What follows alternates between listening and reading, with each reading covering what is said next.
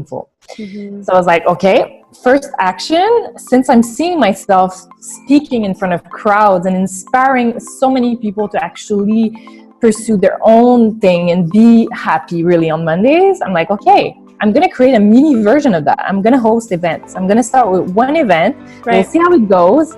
Maybe it's not going to work, whatever. But if I don't start with one single thing, I'm never going to know. Hi, everyone. Welcome to episode 13 of the Power of Why podcast. My name is Naomi Hiley, and today I am here with Mimi Boyer. Mimi, thank you so much for joining me today. Thank you for inviting me. I'm so excited to be part of your journey. That's awesome. This is super exciting. And, you know, I connected with Mimi on LinkedIn. She's very active in that space, sharing her journey, documenting what she's up to. So I really wanted to chat with her and talk about her sort of progression and how she made the jump to this entrepreneurship, on her entrepreneurship journey. So Mimi spent 6 years in the sales industry, working for a few giants in the consumer packaged goods, in the consumer CPG space. On your website, you say that you, quote, spent 6 years asleep in the corporate life, climbing the steps successfully without even once stopping to ask myself why. So after internally making your decision, Mimi took 3 months to prepare her exit strategy and finally jumped into the unknown. And by unknown, I'd really like you to delve into this later, but a life that you wanted to see and live for yourself. So she's now a full-time entrepreneur, building the Happy on Mondays movement, and is also head of people and culture at a fast-growing tech startup located in Toronto. So I really want to preface this conversation by saying that, you know, after talking to Mimi and chatting with her on a few occasions, that although this seems like very up in the air and, you know, sometimes glamorous, that none of this was particularly easy, but that it's really possible with determination. And can I just read something from your website? Yeah, of course. Because I think it really embodies what you're all about and what you believe. So you put down 4 statements of what you believe. The first one is, we are all worth doing something that feels meaningful. We are all worth being excited by what we're doing, and we should all do what we're passionate about. Lastly, we should all strive to become the best version of ourselves. And, you know, after talking to you, this is really, it comes through in every conversation that we have. Can you talk a little bit about yourself, Mimi, and, you know, your origin story and what came before starting Happy on Mondays? Of course. Yeah. Thanks for this intro. It's always cool to kind of hear other people's perception of my story. So I spent 6 years. I kind of started in sales because I am a people person. So I love people. I love to interact with different people every single day. And sales was allowing me to do just that. So started like all in with sales. I started at Coca-Cola, actually. This was like the best school after school to learn all about sales and really kind of start with direct selling, being like really in the action, knocking door to door and really selling. So that got me like excited for maybe, let's say, the first like couple of months. It was always like fun to discover a new territory, new challenge, all of that. But yet kind of got addicted to the race of climbing the steps, of growing, of just being more challenged, getting more salary, getting more titles and like responsibilities and all that stuff. And I kind of lost track of my true essence. I lost track of what I am really all about. And that lasted for 6 years. So it was basically it's kind of a rat race, really. That's what it is. It's really trying to grow, but it was not the right way to grow from a personal development standpoint. It was very competitive, very driven only on like numbers and dollars and all of that. Yeah. So for 6 years, it was kind of my jam. It was my story. I was really good, getting promoted, kind of always crushing my objectives and growing. And like I got to the highest paying job I have ever had.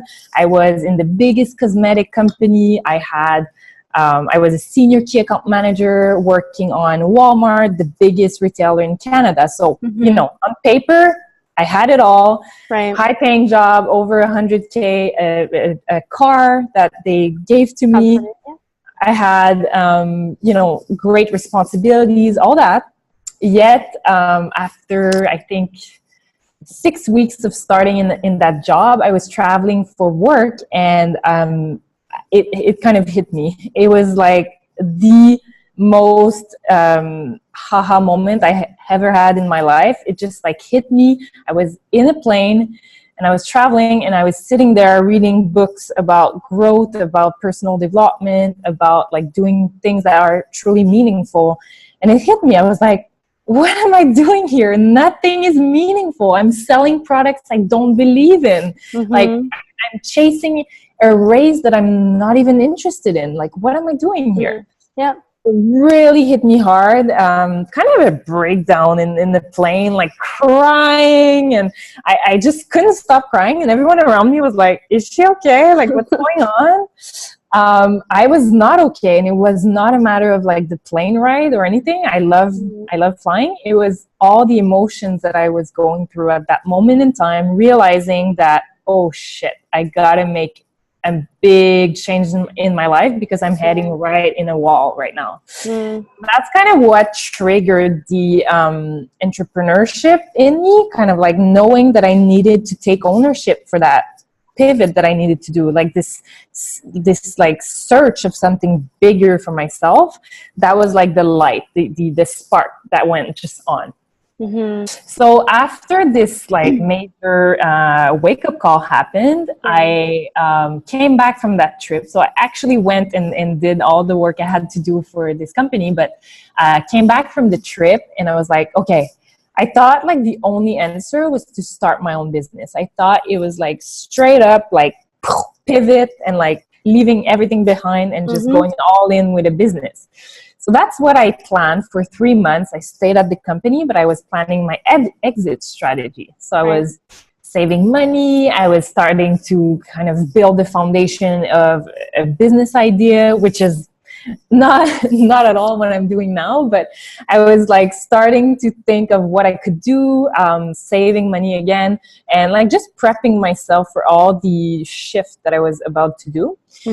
So after the 3 months were done, I left the job and I thought I had a clear idea of what I wanted to do, yet it was really not that. So left the job and spent a month in Paris to kind of like do more soul searching and just start like fresh with a clean slate, really far away from home and by myself. Like my husband even stayed in Canada. So okay. Yeah. So I was like just by myself, like doing this for a month, like going in cafes and like working on my business plan and all that.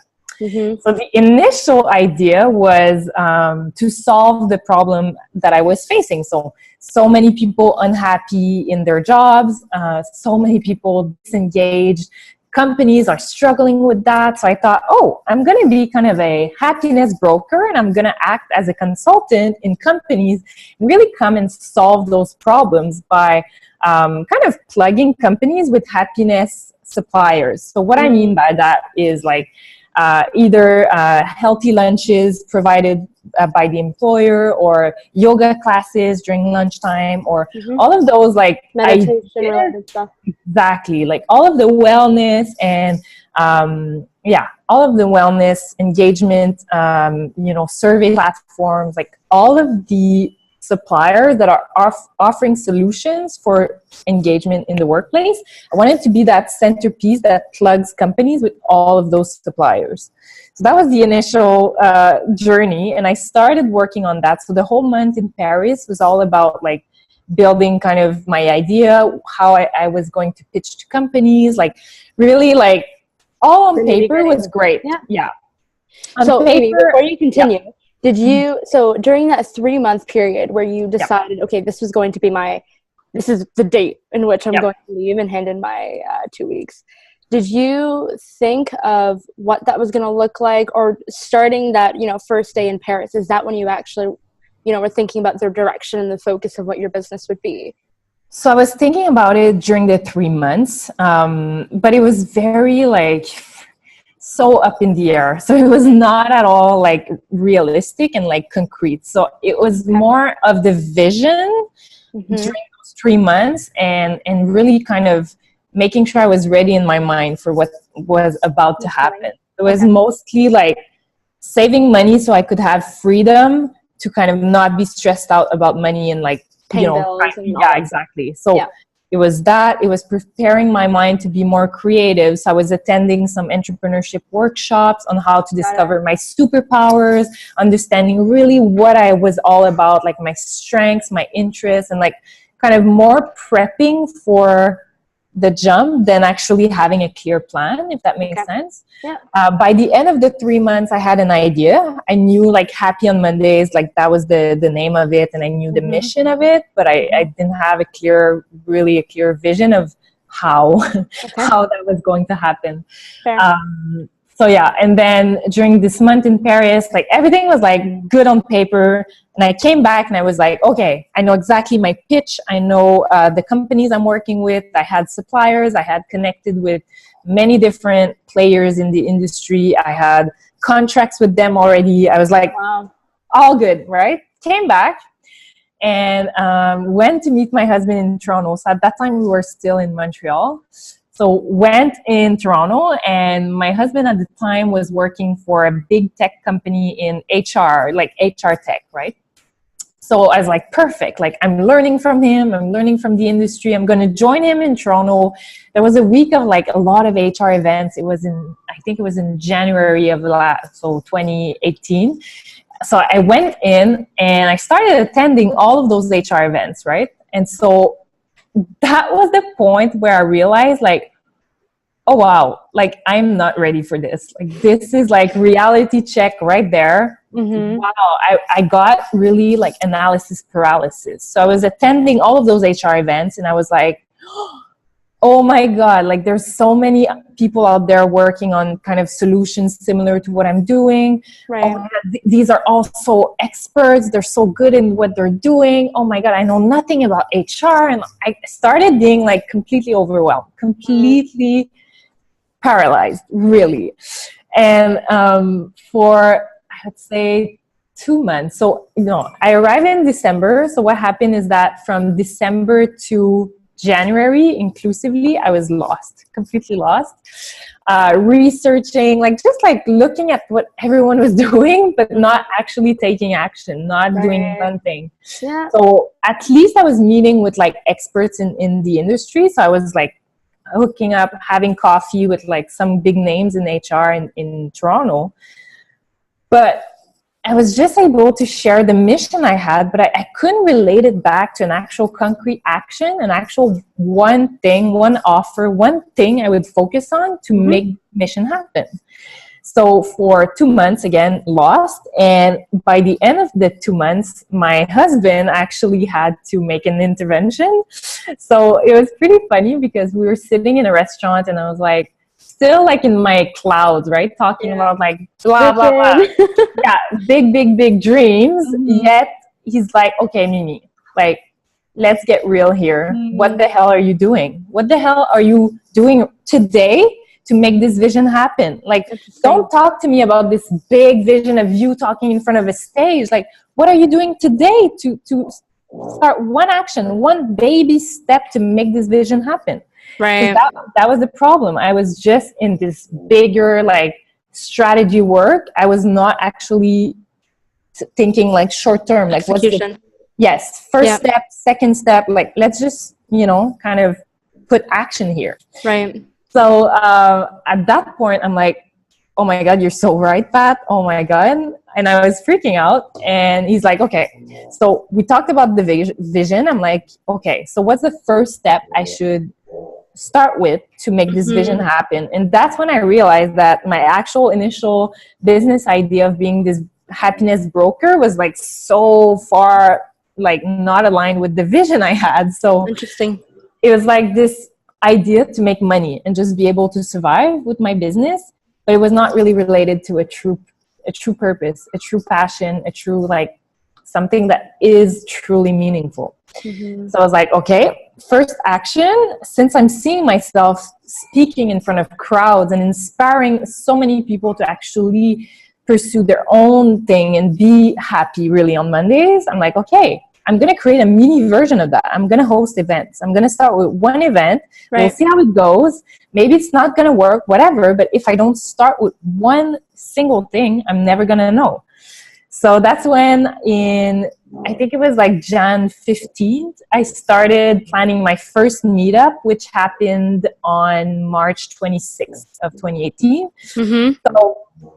So I started focusing only on that. My only focus was this event. So I looked out for sponsors, speakers, a space.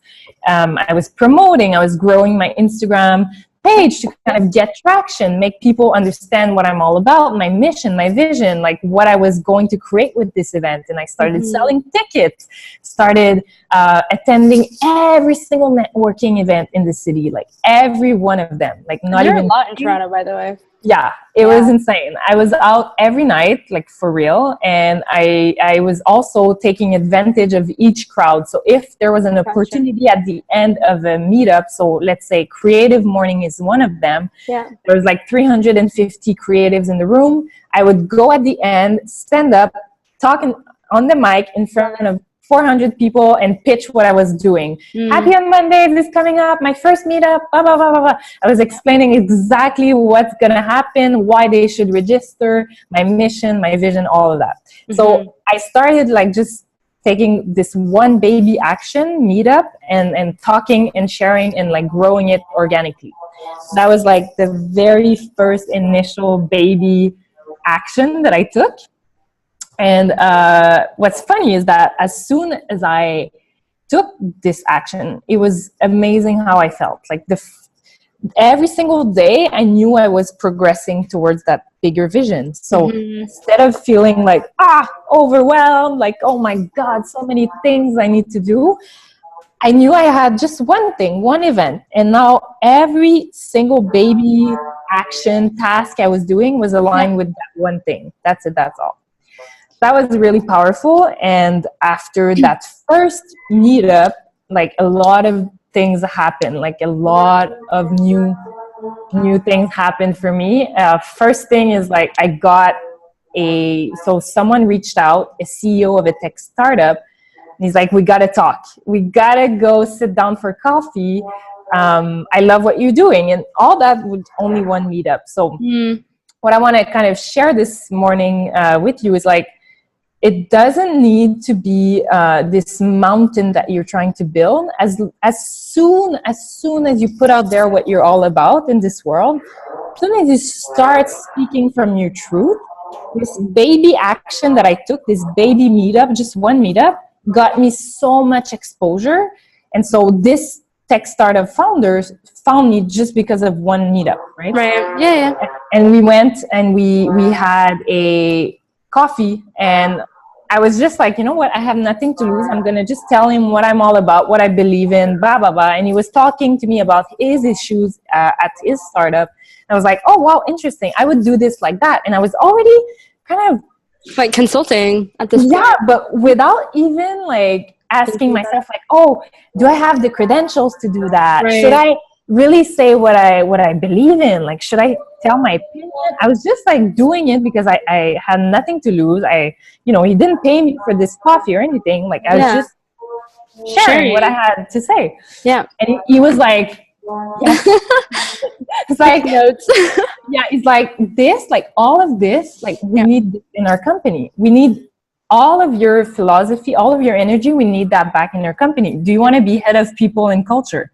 I was like, at this point, what did that position even exist at this point? No, so the company was, I was employee number 10. So still very, very tiny company. So at that point in May, they were 10. I was the 10th employee, and now we're 32 and growing like every single month. So it was so interesting to ask to be head of people and culture only related to what I believe in and what I'm able to show to this world. Because clearly I had no HR degree. no HR experience, no certification, no blah, blah, blah. I had nothing except the willingness to speak my truth and really be resourceful and go get the answers. And spending so much time in the HR world for the past months, Right. I was like, I knew what I was talking about without having like the paper The to back formal experience to back it. Yeah. Early in this conversation, Mimi, you mentioned that you noticed that this was almost like an epidemic, like not feeling like you necessarily enjoyed or felt fulfilled in your career, you know. How obvious was it when you were working there that other people were also experiencing the same thing as you? Oh my God. Wow. It doesn't necessarily show outwardly, right, that you're unhappy. Yeah, totally. What did that look like? And I think we're all like taught to hide it. So we're all taught to say what we say, to drink to be that corporate soldier. Right. So university was like training me to be this great employee. And then as soon as I joined, I started noticing like so many things were like not aligned with who I was, but I would just like shut up and actually go with it. Go with it and following what other people were doing and just like being in that train, right?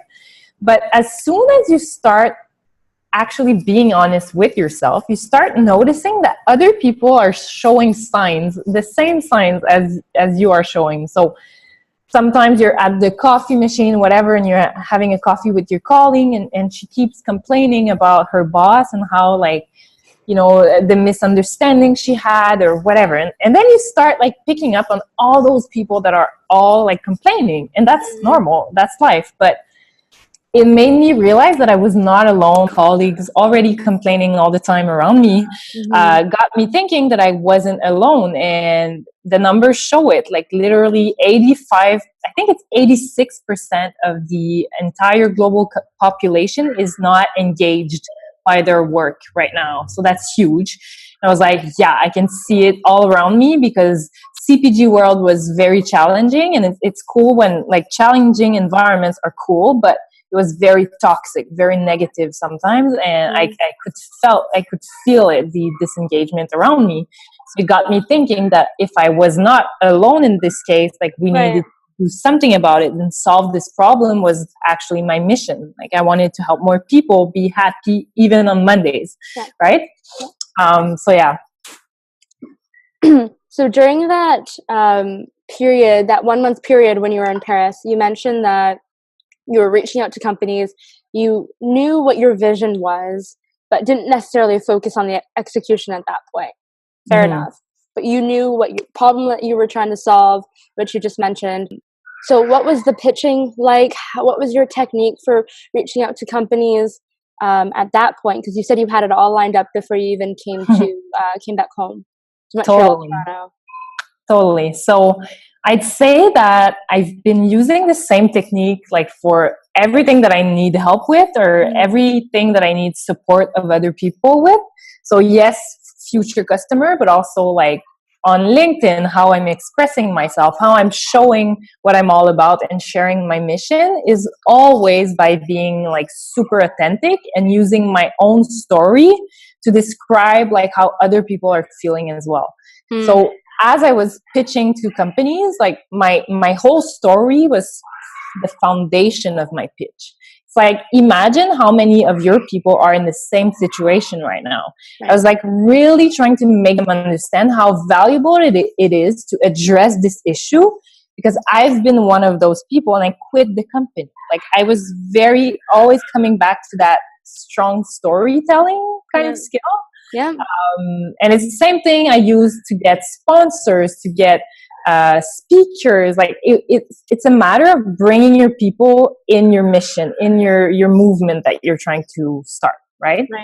So it has to resonate with people, and the way it resonates with people is when you're authentic and you share like exactly what you've been through and why you want to solve it for other people. In terms of like pitching, it's always important to think like, what is the person in front of you trying to accomplish? Why do they need your help? It's not about you, it's about them. What they need, what they want, what they are craving for that you can offer them. So like, let's say for my sponsors, I was connecting them. So doing my meetups was an opportunity for them to be directly connected with their ideal customer. Mm-hmm. So I was offering them this audience, and I was using exactly this argument to sell them on giving me free food, for example. Gotcha. Okay. So honestly, like understanding their pain point, being able to be really specific. And I'm sure you like, because it was something that pained you being, at those companies internally, you understood it firsthand, but you were also around other people who understood it, colleagues of yours. So in terms of the pitching aspect, what is in it for them is definitely, something to take away. Thank you for that. So when it comes to risk taking, specifically making that jump from corporate life that was, safe, secure, you were doing well, very successful, making a lot of money, what was one risk specifically that worked out great for you, and maybe one that didn't work out too well, and what you learned from both, what you took away from both? So that's super interesting, because it's actually something that has helped me kind of refocus my business just now. So the biggest risk that I took was like leaving everything behind, right? Just like jumping and like removing all the financial stability, security, all of that. Yep. There's a good and a bad thing in that. So I'll start with the bad thing, because I feel like this can kind of help other people. So the bad thing was like, as soon as you get pressure financially, it's going to kill your creativity. It's going to kill like all of the greatness that you can bring in your business. It's going to really make it tough for you to be your best self in your business. Right. So that was something that I did that I didn't know. I thought I idealized the entrepreneurship. I idealized like starting my own business. Money's going to come flowing at me. No.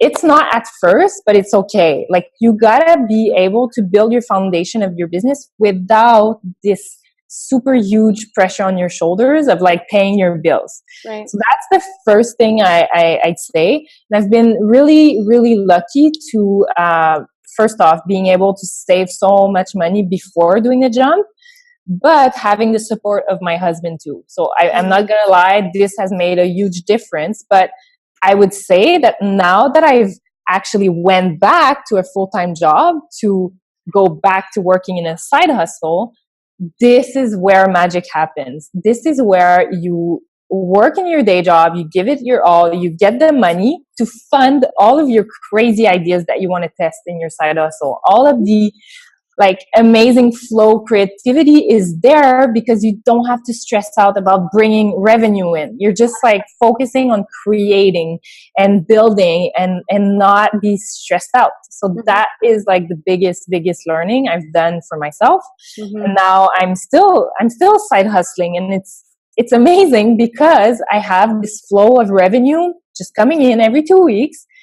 Yet I'm able to build blocks of foundation for my business. And now my income revenue is growing and growing and growing. And I'm not going to leave this job until I'm at the point where I'm comfortable and I have a secure meaning like income coming in every single month that is consistent.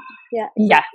So I'm not like stressing out every month to like, oh my God. No, I want to really build a flowy business where I'm my best self and I'm not like this, like, I need your money needy person. Like, that's not the type of business I want to build. So that's definitely a learning for me. And I've learned it the hard way because I was seeing it as a failure to go back to a full-time job.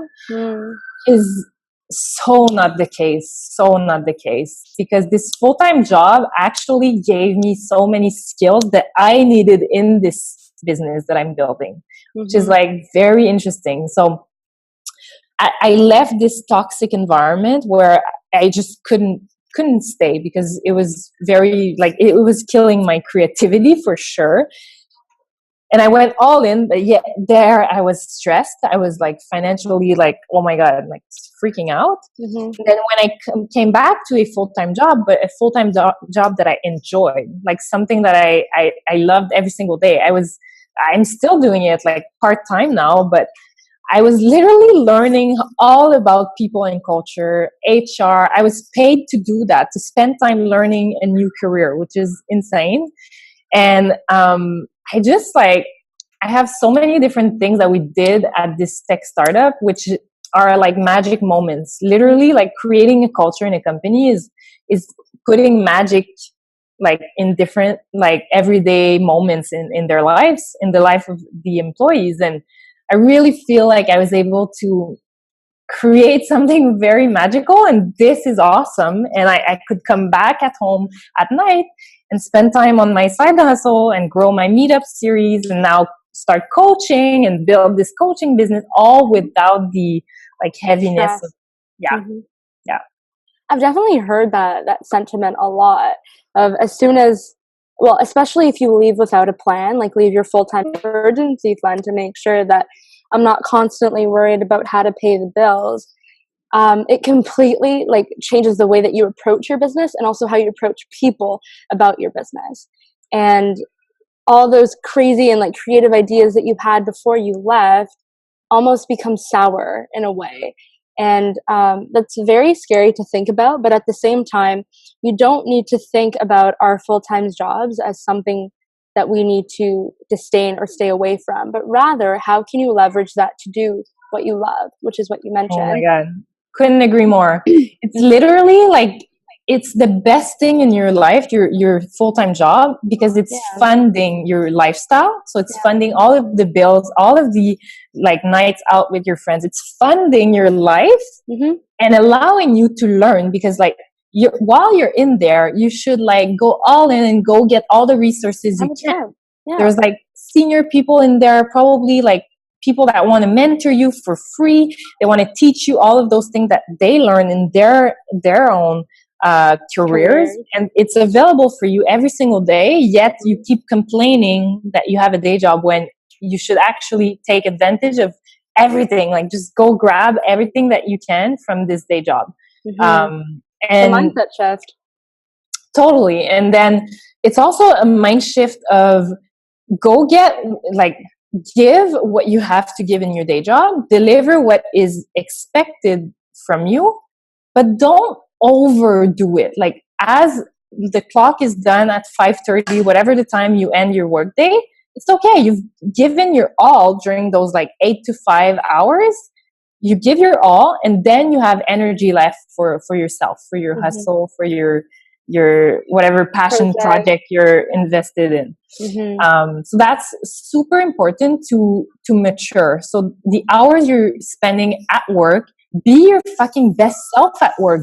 Give your all, but then peace out. You're out. You have still an energy left to spend on your own things, right? Yeah. Oh, exactly. And you talked about that value proposition at the beginning, you know, as we wrap up. What is that? Where should people start when they are thinking about something that they want to do, whether that's a side project or a side business? What was that process for you in terms of getting clear on what your vision was? Was it the understanding the pain point, understanding what your, you know, ultimately what comes before understanding what your customer needs? So it's super interesting. I am about to launch a challenge, a free challenge for anyone that wants to start a side hustle. And we're going to go through like 5 days of exactly that. But the initial part is definitely to know like what is something that you really want to bring to this world. Like what is something that is going to be such a passion that you'll have the motivation to spend time on this every single day. So it has to be something that feels meaningful, maybe a problem that you've been experiencing that you feel is like so close to your heart and you want to solve it for other people around you having the same problem, relating to anything that you're obsessed about. Like a lot of us are spending like way too much time on our cell phone, like looking at stuff that we love. So some people is like wellness. They can't stop like scrolling through Instagram, looking at all those wellness, influencers or doing a lot of fitness classes. Like what is things that you're already doing every single day for free in life and you're already obsessed about? Yeah. This is where you got to start. This is where you got to Pay start attention. thinking, pay attention, Yeah. start thinking, oh, interesting. I'm so obsessed with that. It doesn't feel like an effort. Yet I'm kind of an expert at it because I've been spending like way too many hours every single week since the past 10 years on that subject specifically. Right. Oh, interesting. What could I do with that? Right. So yeah, I would say that's the initial step, is really relating it back to a passion driven side hustle. It has to come from your heart, because elsewhere, like, it's just not gonna work. If you just want to pay the bills and have more money, like, that's not the business I'm in, actually. You know. And I'm gonna link the stuff that you're working on right now. But can you briefly talk about how you've refocused the Happy on Mondays brand, and the workshops that you're doing now, and the programs that you have that you're launching? I think it's a 7-day, the one that you mentioned, the 7-day side hustle launch. Yeah. So it's crazy because I've been coaching people now, very different people. Some people want to find a new job. They want to kind of change industry, and they want to rebrand themselves to find the perfect job that they want. Some are just kind of completely lost. They don't know what they want, really. And some have a side hustle idea, and they're like just so scared of starting it. They have so many blockers. They don't know where to start, all of that. So I've been working with all of those different people, and I love like helping anyone, really. And that's what I've been doing for the past year, was like really just sharing a broad message of, you got to find happiness even on Monday mornings, because it's not okay to go through a career that you hate for 5 days a week when we only have one life to live. So I was very broad, talking to anyone and everyone. And I've been starting to coach like a lot of different kind of individuals. And now I'm starting to see that what I truly enjoy seeing is a person that sees like the passion comes to life by building a small passion project that turns into a bigger business along the way. So having done that for my mom, that's what I did with her. She has been an accountant for her whole career, so over like 40 years of experience. Yet she's always been so passionate about design. She was spending like all her life, she bought new houses to decorate and renovate and make them look amazing, pretty, and then she would sell it. She would do that as a hobby. So we would move, like I moved probably like 10 times in my life because we did that, right? We flipped houses. And I helped her understand that she could actually start a kind of a side business with that. Instead of just doing it for herself, so many people were already asking her for advice. And when she actually started like charging for career design advice and her design time, and getting to help people like shop for the right materials and all of that. She was like, wow, I can do that? Like, oh my God. Yeah. So we created her portfolio and all that stuff, and I could see her like lighten up. And this is what truly brings me so much joy. And I want to help more people discover that they can create something that they're so fucking passionate about. They can put out there this offer.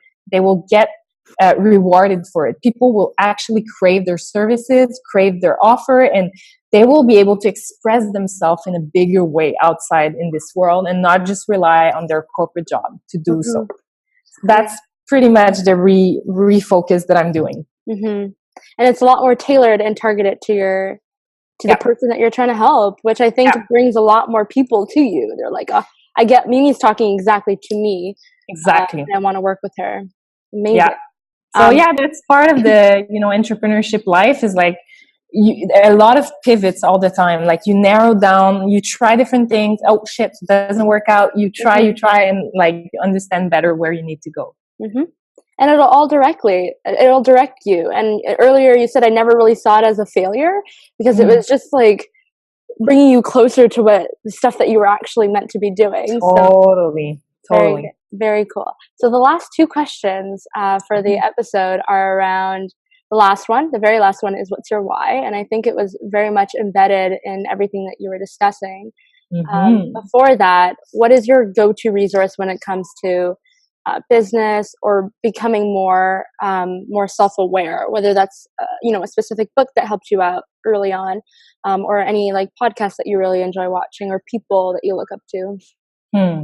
Wow, there's so many different people. I'd say that one of them is Mary Forleo. I'm kind of obsessed with her. She's truly an inspiration because she's been building her business for the past 20 years, and we only see her success right now. She's like super well known, and she's making millions of dollars, impacting the lives of millions. Yet it took her 20 years, and that is something that I feel very powerful. And as soon as she speaks, you kind of feel that she has been building this for a long time, and that's inspiring.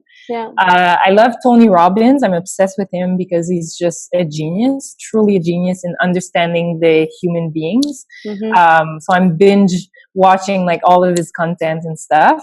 But I'd say like this journey of personal development and focusing on my mindset for the past probably year or so has been so powerful, because this is where it starts. Like, even if you're inspired by so many business gurus and like all of those podcasts, if you don't put in the work for yourself and spend time every single day building your mindset, focusing on believing that you will achieve your dreams and actually making a plan for yourself, then you're never going to accomplish anything. So I have a morning routine that I do every single morning. This morning I did it. It's here. There's like 10 steps to my morning routine. And every single day I do all of those steps. I actually created a guide about my morning routines because people were asking for advice. So it's something that if I actually don't do it, it's going to affect my day. I'm just not as focused. I don't have the right mindset. I'm not as positive. I'm not as like organized and focused. So it's now a must for me every single day to focus on my personal growth. No choice. I have to say, I really admire people who are intentional about how they spend their time, because it really tells me a lot about what they're trying to achieve, right? And if you say, I want to do this and this, but don't have necessarily the steps or the plan or the discipline to get there, then all of that's kind of crap, to be quite honest. But I really love, Mimi, how intentional you are with your time. And you talk a lot about your morning routine and the stuff that you're working on LinkedIn, and on your website, of course. So thank you for that. Thank you for sharing your journey, honestly, so openly. Of course. It's a pleasure. And the last question, very fitting for the power of why, is what's your why? What gets you up in the morning? What do you feel like you're meant to do here? I'm totally meant to inspire people to get their spark back on and actually achieve true fulfillment and happiness. So I've spent a year kind of broadcasting this message, and now I'm getting people into action. So instead of just inspiring, I actually want to give them the steps, the action plan to start somewhere, right? And I truly believe that as soon as you take one tiny action every single day, you're becoming the best version of yourself. And that's ultimately the biggest goal. If I can help people really fulfill their true potential, I'm going to be a happy camper. Awesome. Thank you. I hope that you enjoyed episode 13 of the Power of Why podcast with Mimi Boyer. I'll see you in the next one. Thank you so much for tuning into this episode of the Power of Why podcast. It is such a pleasure to bring forward women who are absolutely killing it in their industry. If anything resonated with you in this episode, make sure to put it in the comments or even reach out to me directly. So if you know any women, or if you are a woman who is doing incredible things in your community, send me a message. I'd love to chat.